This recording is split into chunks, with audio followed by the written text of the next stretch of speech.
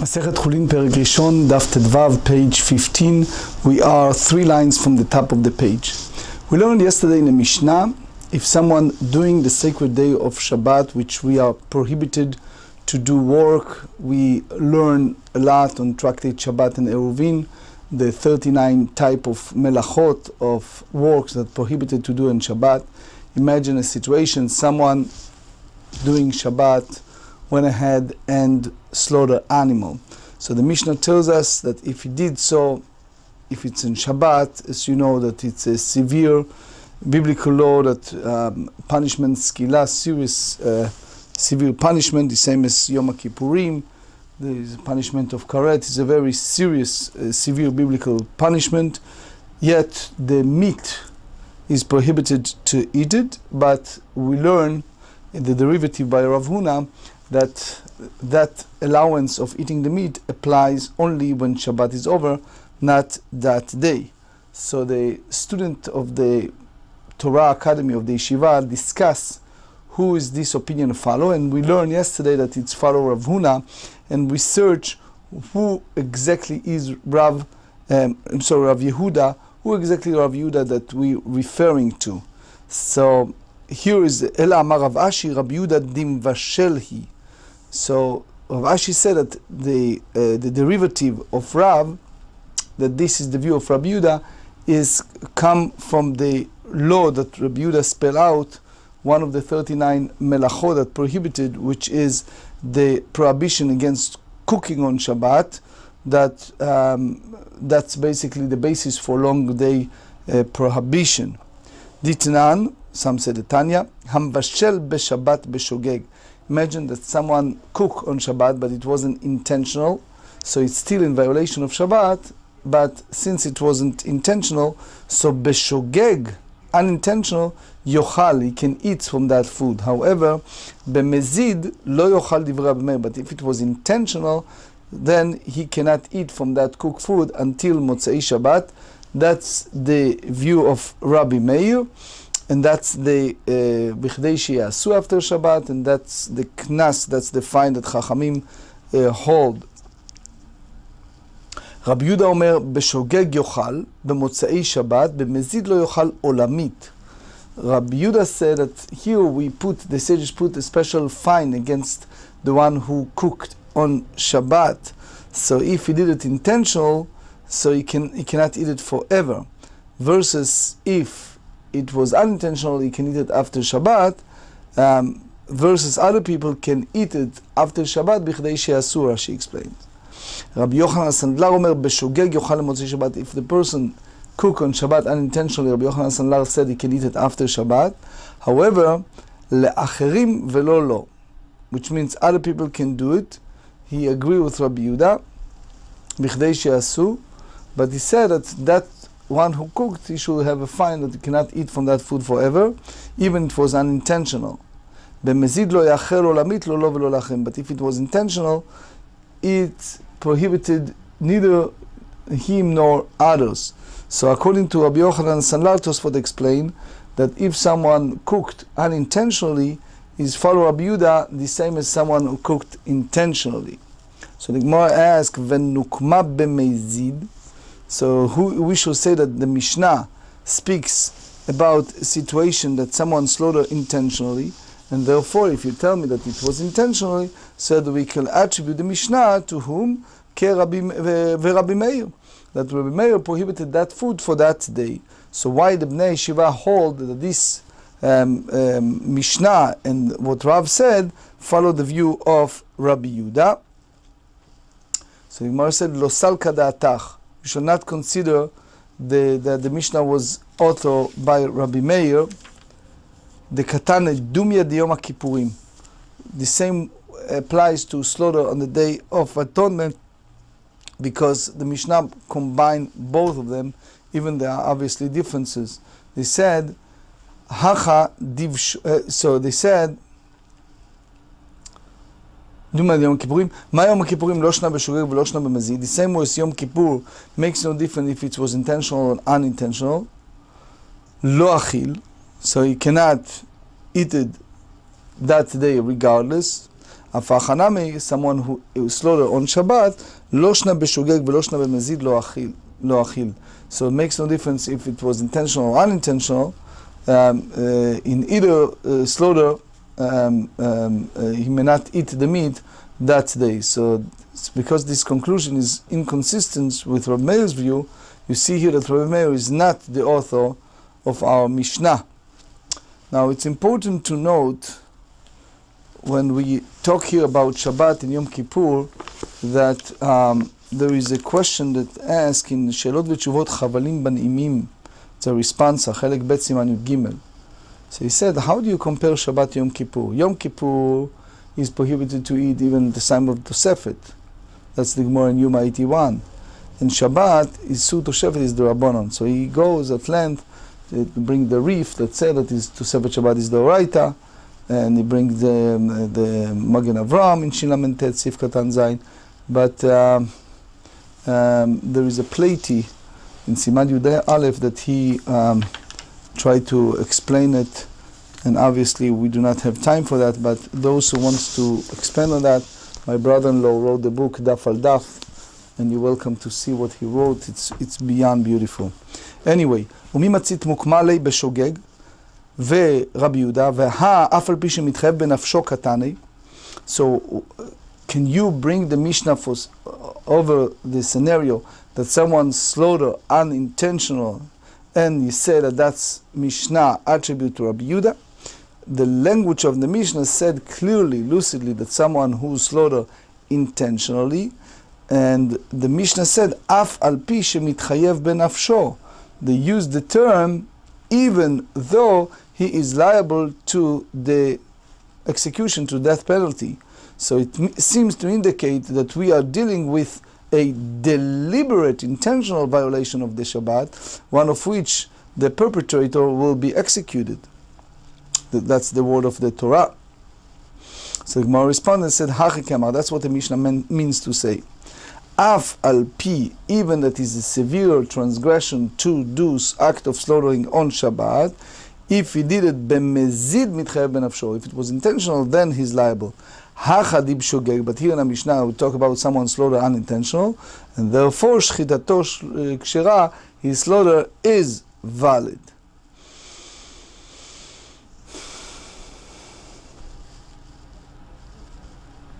So you ask why they mention chiyuv mitah. They say that it is just a framework. The Mishnah wants to tell us that slaughtering on Shabbat is under the category of onesh mavet, but it means just general term, not in this particular incident.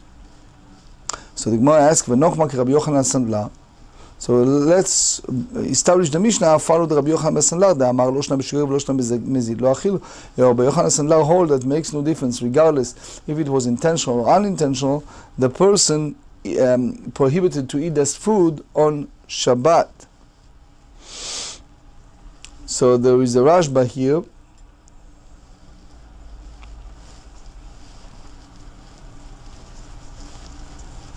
So the Gemara said, I remember this go back many years ago. I would say approximately 40 years ago. I remember a shiur from one of my teachers in Kol Torah, Rabbi Shlomo Zalman Auerbach, may rest in peace. So he expanded the whole halachot, later on Rav Neuwirth put it in Shmirat Shabbat Kilchata, based on our Gemara, the whole idea of Melechet Shabbat, that even by circumstance like Nochri and other circumstances, that you can somehow use that food, but yet you cannot use it on Shabbat, you have to wait after Shabbat, and this Gemara was the foundation for that. But anyway, Rabbi Yochanan Sandlar kam afaleg, and he allowed to eat that food Motzei Shabbat לאחרים ולא לו. תנא דדן שחיטתו כשרה קטנה, לא שנה לו ולא שנה לאחרים. Makes no difference if it's for him or it's for others. So it means that the Tana of our Mishnah cannot in fact be Rabbi Yochanan Sandlar, so it has to be Rabbi Yehuda. So Tane Tana Kamei de Rav. So this is a Talmid Chacham that very erudite in Mishnayot. He teach this in front of Rav. Hamevashel b'Shabbat b'shogeg yochal b'mezid lo yochal umeshatik lei Rav. So here it's a statement that he said, one who cooks food on the sacred day of Shabbat, so if it was unintentional, he can eat. If it was intentional, he cannot eat, and that's basically for Rabbi Meir. But upon hearing that, Rav forcefully silenced him, asked him to keep his mouth shut. Why indeed did Rav silence him? If Rav hold Rabbi Yehuda, Tana Rabbi Meir, and this Tana hold the same Meir, you can say it. Why? Mishum desvirale, Rabbi Yehuda minded Tane, Rabbi Meir mashtiklei. So that's the reason why he make him quiet, because it's the someone who taught the Braita in according of the Rabbi Meir. That cannot be. They're not reason that here. So that the Mishnah in Adayot said, the first parak, they said that even the Rav Suhav hold that Alacha follow Rabbi Yehuda, but the word of Rabbi Meir is Torah, and we should teach it. We should not silence. V'od mi savarla ki Rabbi Yehuda. You mean to say that Rav hold the same as Rabbi Yehuda? Ve'amar Rav Chanan bar Ami ki more lehu Rav letalmidei. When Rav taught his student the halachot in regards to someone who cook on Shabbat, more lehu, he is lenient according to view Rabbi Meir. V'chidarish befirka. But when he talked in public, in those days the sage used to go in public and teach people on Shabbat when people are off from work, etc. So that was the time that he was teaching people. So when you do that, Darish ki Rabbi Yehuda mishum ha'aretz, because it was people who honored that, and the zechshash is concerned that shiavol zilzulei, they come to belittle Isurei Shabbat. So therefore, meaning that Rav himself said that the essence halacha, the foundation is the following the view of Rabbi Meir. However, the question is, so why he silent Rav this Tana that follow Rabbi Meir? So now the Gemara tried to reconcile it and said, V'chi teima, and if you tell me Tana befirkei, Tana kamei, if you tell me that it was at Rav's public discourse that this teacher of the Brightot taught Rabbi Meir the view of Rav's present, but that is not why Rav silenced him, it still did not provide an adequate explanation of Rav's action. For does everyone present listen to the teacher of the Brightot? Certainly not. Amora tzaite. So they listen rather to the speaker, the person proclaiming Rav teaching, to the people who assembled. So in the time of the Talmud, when the Rosh Yeshiva used to talk to public, so they put before him Amora, which means someone who delivered that speech to public, and basically the sage somehow express himself in a quiet way to the ear of the Amora, and the Amora raise his voice and teach it to others. So during the course of speech, the people listen to the Amora that delivered the drasha, and so therefore Rav should not be concerned that Amaretz will hear that. So the Gemara explained that the whole story happened differently. So now the Gemara represents a very different rationale to the story. Amar Rav Nachman bar Yitzchak Tana shochet Tana kamei de Rav, which means the Tana that referred at before Rav is not speaking about cooking, b'mashel, but someone who's shochet b'Shabbat, who's slaughter on Shabbat. So, and that's the way it presented this Tana. Hashochet b'Shabbat, b'shogeg yochal v'mizil lo echad. If someone slaughter on Shabbat, if it was unintentional, he can eat, otherwise not. So Rav silent that Tana. Amar le madatech, ki Rabbi Meir. So even Rabbi Meir said it's prohibited to eat from meat that slaughter on Shabbat. Ad kan lo kashrei Rabbi Meir ela bimvashel de ra'oi lachos, aval shochet de ein ra'oi lachos lo.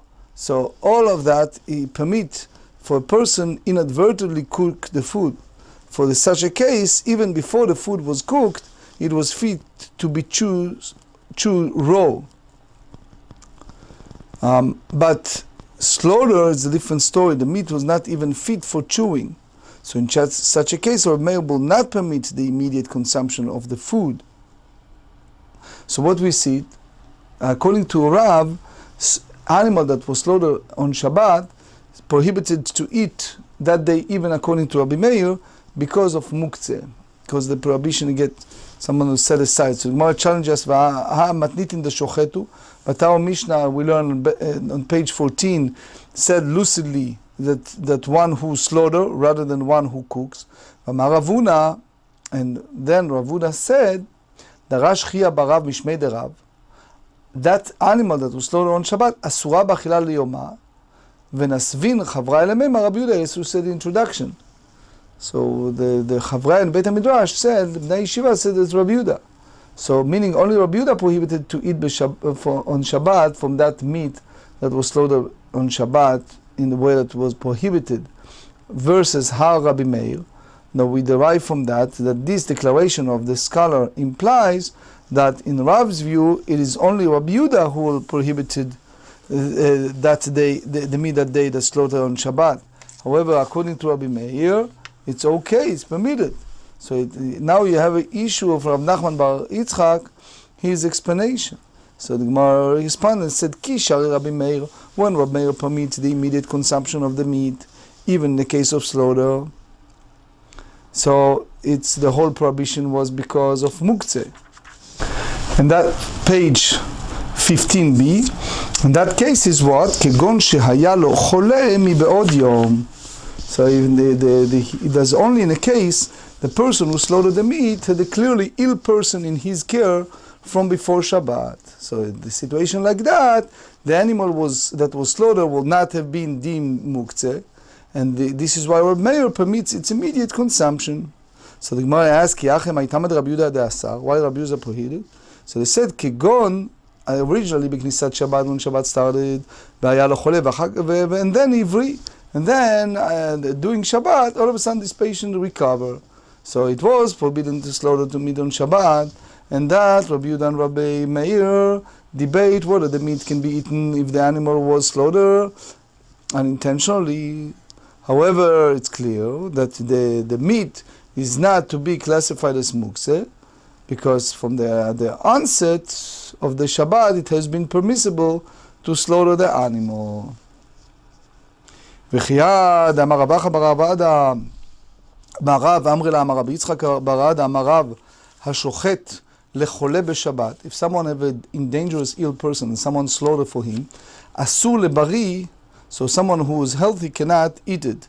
So here Rashi said that here we talk about sick person that's sick during the week, so therefore the meat is considered muktzeh. המבשל לחולה בשבת מותר לבריא.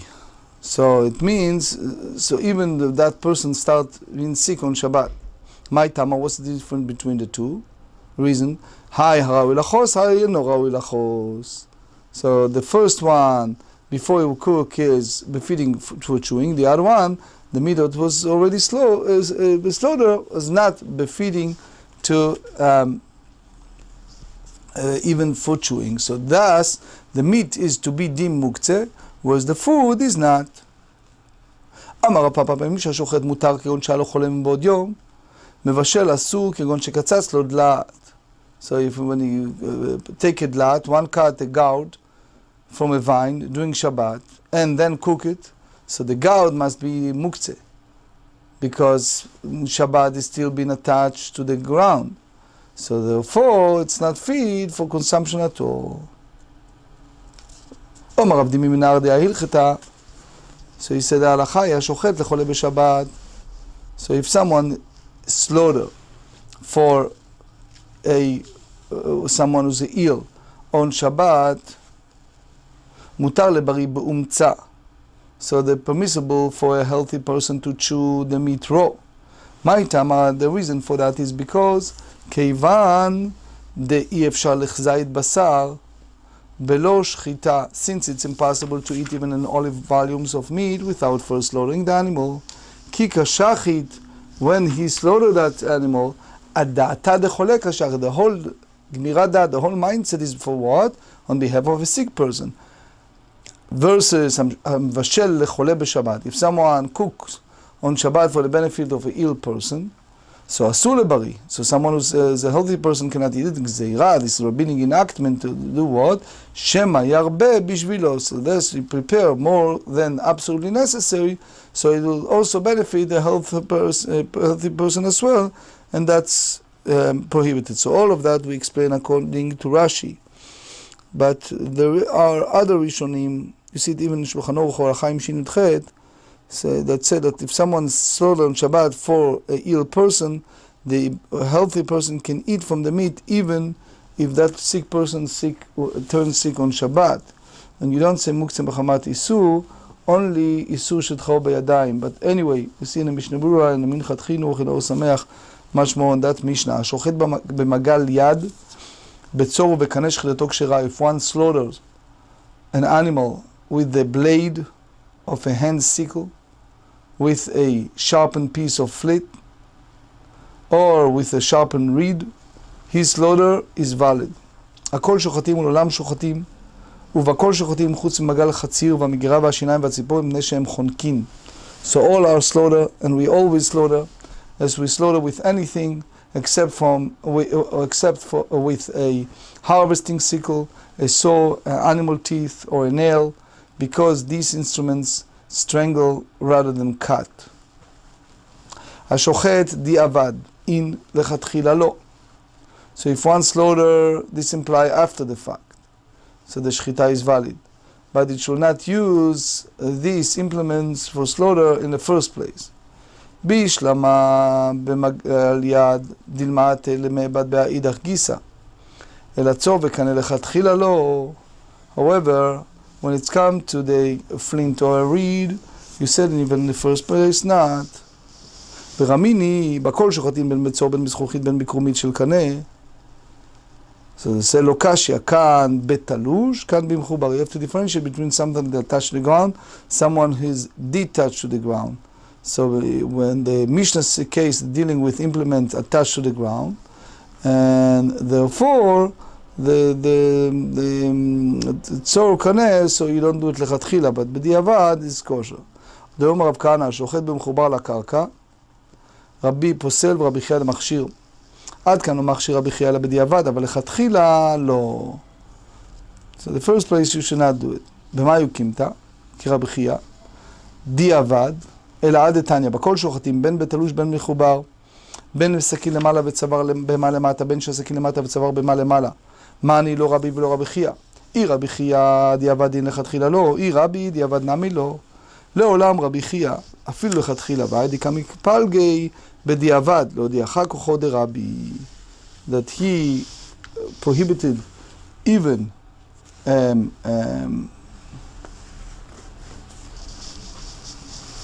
שחיטה במחובר,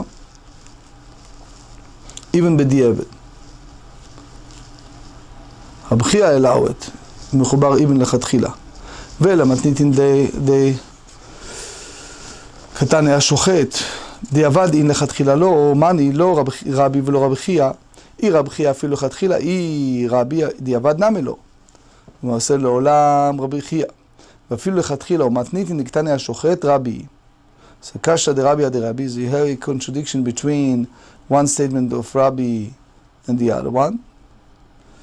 Because earlier Rav Kana said that Rabbi prohibited Shechita b'diavad.